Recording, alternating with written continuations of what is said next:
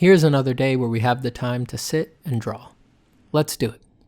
Let's take pencil or pen in hand and draw for 10 minutes, where the only goal is to recognize that we're doing it and that we have the ability and time to do it today. For the rest of the day, we can forget that and get whisked away by the small story that surrounds our goals. But for these 10 minutes, we will remember.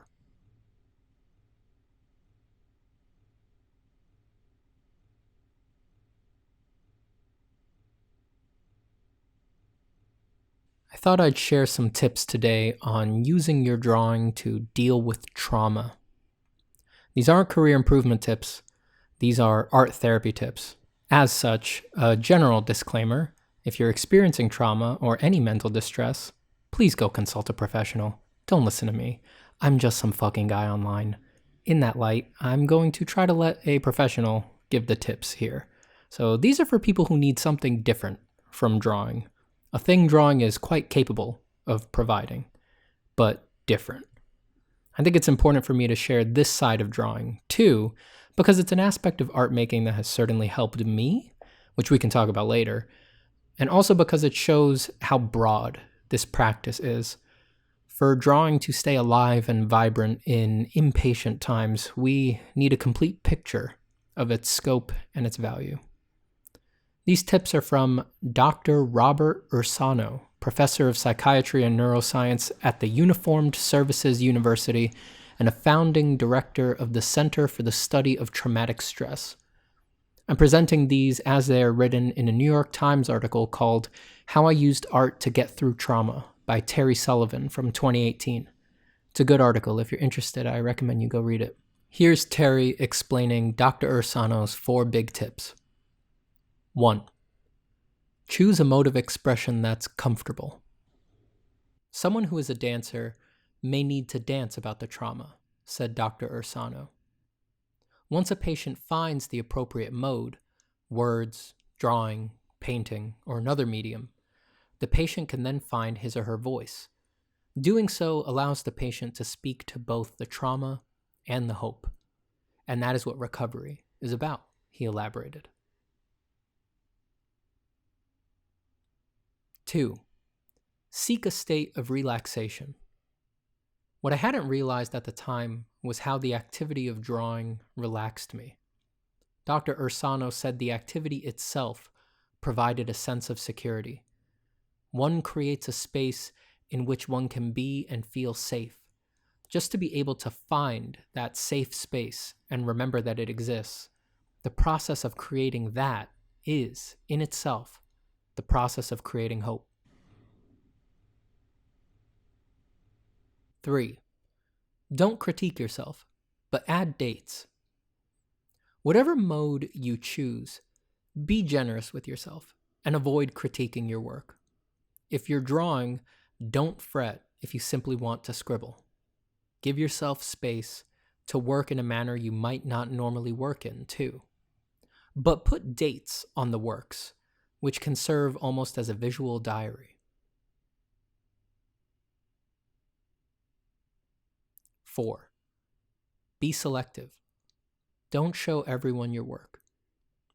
Refrain from showing others your work, or show it only to a spouse or close friend, at least at first. In psychotherapy, Dr. Ursano said, the response of the therapist will be to the benefit of the person or patient that is there. But there's no rule on how others will respond outside of therapy, where responses can be vastly different. Some will run away, Dr. Ursano explained. Others will want to talk about it more than you want to, and some will appreciate the new meaning that it brings to their lives.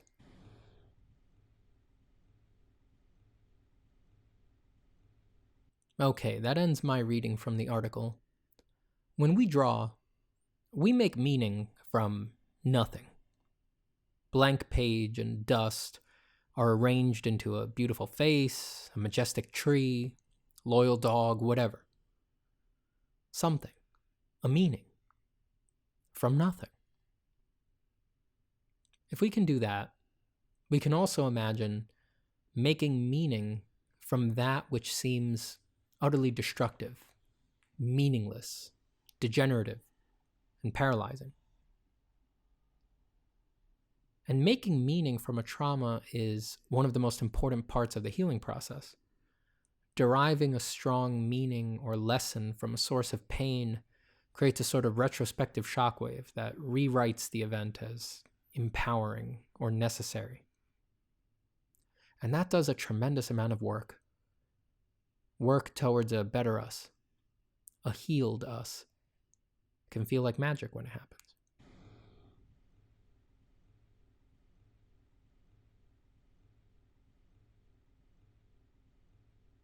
Another quote from Dr. Ursano in the article. We know recounting the story can be a valuable part of recovery. It allows us to put the parts and pieces into context, and also to develop meaning from the story. Those elements, the recalling and setting to rest, and putting it in a meaningful context, are parts of the recovery process. End quote. I think you are exercising this skill subconsciously every time you draw, whether you know it or not, plan on it or not. I think many of us do think about this skill, train it consciously. We just don't frame it as such, at least not often. It's easy to forget that making pieces of art is crafting a meaningful symbol to put in a place where nothing needed to be. The drive to fight back emptiness, nihilism, and despair is implicit in the act of making a work.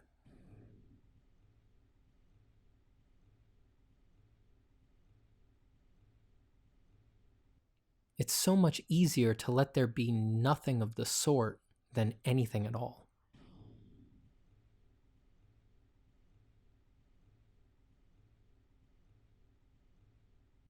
This is one of the foundational pillars of our practice, whether we deny it or not. It's just that we can go unbroken years at a time, not recognizing that, and instead only associating with, I make art, that's my identity, and I don't remember how I got it or if I chose it, and art goes on Instagram because that's where I see it, and Instagram has numbers on it, and some numbers are good and some numbers are bad, etc., etc., etc. The classic cycle of judgmental pain that artists go through in these days. That's all well and good. And it does cover the basic rudiments of our day-to-day engagement with the current condition of the art scene. But it's not everything. That's all I'm saying. It is not everything. Underneath that all, there is some desire to have something instead of nothing, to add somethingness to the place where there's only nothing right now, to give it meaning. All that to say, if you're dealing with things in your life and you're trying to get over things that are traumatic, that have been with you for a while, and you are an artist, don't ignore what your practice has to offer you in healing these things. The practice can do everything from address them directly to just serving as an exceptionally good and consuming and wholesome distraction from them in overwhelming times. I encourage anyone dealing with difficult thoughts and conditions to, of course, consult a professional, talk to your doctor, get a therapist, and on top of that, mix in the kind of special self-help that this creative outlet is exceptionally good at. There's tons of great resources on this that are just a Google away. But if I could give you any starting point, it's what I make these videos about. Just draw and be aware of what you're feeling and thinking while you're drawing. There's a lot more to be said about this, for sure. But let's leave it there for now, as an introduction. I hope you had a calming session today, if that's what you were looking for. If you were looking for energizing or interesting, I hope you got that too. Whatever you got, I hope you enjoyed your 10 minutes of free drawing. Thanks for drawing with me and with yourself.